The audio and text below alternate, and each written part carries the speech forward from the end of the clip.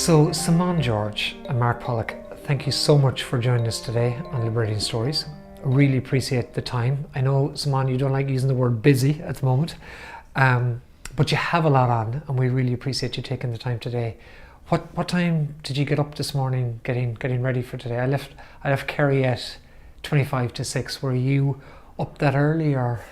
Yeah, I've a new practice which involves getting up at 6:30 in the morning, or at least trying my best to do it, and that requires going to bed or starting to get ready for bed at about 9. So all it does is cut out those 2 hours of the evening that I felt weren't making my life better, watching TV or pottering around, and in fact, it's just really helped everything, my productivity. She's the Barack Obama of our relationship. Is that right? And you're the Michelle? Yes, I'm the Michelle, yeah. And Mark, your routine in the morning, first of all, what time were you awake this morning, and what time did you get up? So I was awake at 5 o'clock, and then I can't get up until my carers arrive. So I'd like to get up at 5 o'clock, but then they'd be worried, they'd have to get up in the middle of the night. So they usually come at 7 o'clock, and I sometimes sneak my computer out, but then I might be waking Simone up. So I often lie there between 5 and 7, and then I get up at 7, go into the gym, walk in my robotic legs, do some hand biking, go and have a high-fat, low-carb breakfast, which is my new diet regime, and then go and do some work in the office and organise Run in the Dark, or do a talk, or meet with the team, or talk to the scientists, or whatever it happens to be.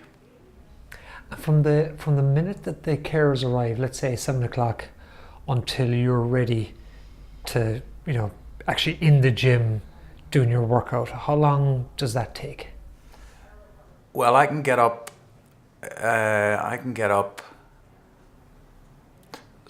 When I say get up, the carers come into our room, and this is one of the things with paralysis. On one hand, it is incredible that I've got carers at all, because without them I wouldn't be able to do anything.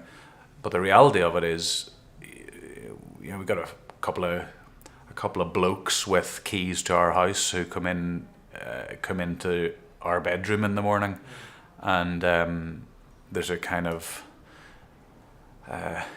traffic jam at the top of the stairs. The Simone getting ready, and me getting up, getting my shower chair in beside the bed, getting my wheelchair out, rolling into the shower. I get dressed on the bed as quickly as I can. I get my heart rate monitors off charge. I make sure my computer's off charge, and I get on the move into the van. I got a van that I roll up into the back of, and then into Trinity. I listen to a bit of radio on the way in, update my mates around the world on our WhatsApp group, which we call Quick Beer with Mates. And then I like to get started at 8 o'clock, but I actually like to get started at 2 minutes to 8, or 3 minutes, or 5 minutes to 8, because then I feel like I'm ahead of the game. And so it's an hour. It's a really quick turnaround for a paralysed person, but Yeah. that comes from a huge amount of strategy, because if not, it's 3 hours, and that's why a lot of people who are paralysed don't work or can't work, or just what they call the tasks of daily living are exhausting.